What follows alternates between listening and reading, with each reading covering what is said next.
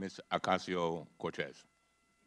Thank you, Mr. Chair. Mr. Cohen, I'd like to quickly pick up on some previous lines of questioning before getting into my own, so I may go a little quickly to get it all in 5 minutes. First, my colleague from Vermont had asked you several questions about AMI, the parent company of the National Enquirer. And in that, you mentioned a treasure trove, a quote, treasure trove of documents in David Pecker's office relating to information assembled from all these catch and kill operations against people who potentially had damaging information on the president. You also mentioned that the president was very concerned about the whereabouts of these documents and who possessed them. Does that treasure trove of documents still exist?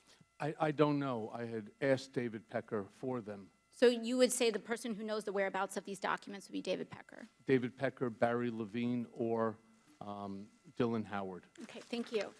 Secondly, I want to ask a little bit about your conversation with my colleague from Missouri about asset inflation. To your knowledge, did the president ever provide inflated assets to an insurance company? Yes. Who else knows that the president did this? Alan Weisselberg, Ron Lieberman, and Matthew Calamari.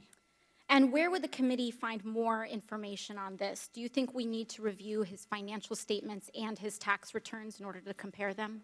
Yes, and you'd find it at the Trump org. Thank you very much.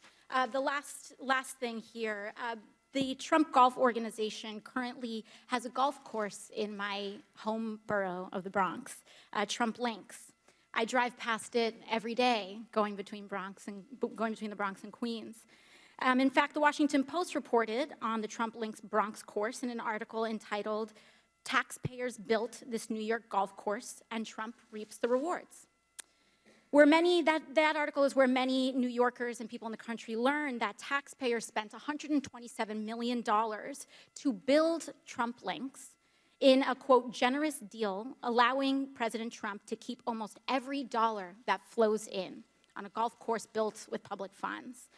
And this doesn't seem to be the only time the president has benefited at the expense of the public. Mr. Cohen, I want to ask you about your assertion that the president may have improperly devalued his assets to avoid paying taxes. According to an August 21st, 2016 report by the Washington Post, while the president claimed in financial disclosure forms that Trump National Golf Club in Jupiter, Florida, was worth more than $50 million, he had reported otherwise to local tax authorities that the course was worth, quote, no more than $5 million.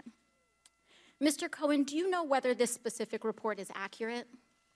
It's identical to what he did at Trump National Golf Club at Briarcliff Manor. Do you know, to your knowledge, was the president interested in reducing his local real estate bills, tax bills? Yes. And how did he do that? What you do is you deflate the value of the asset, and then you put in a request to the tax department for a deduction. Thank you. Now, in October 2018, the New York Times revealed that, quote, President Trump participated in dubious tax schemes during the 1990s, including instances of outright fraud that greatly increased the fortune he received from his parents.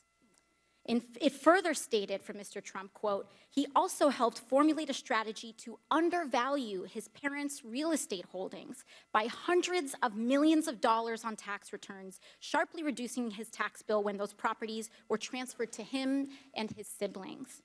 Mr. Cohen, do you know whether that specific report is accurate? I don't. I wasn't there in 1990s. Who would know the answer to those questions? Alan Weisselberg.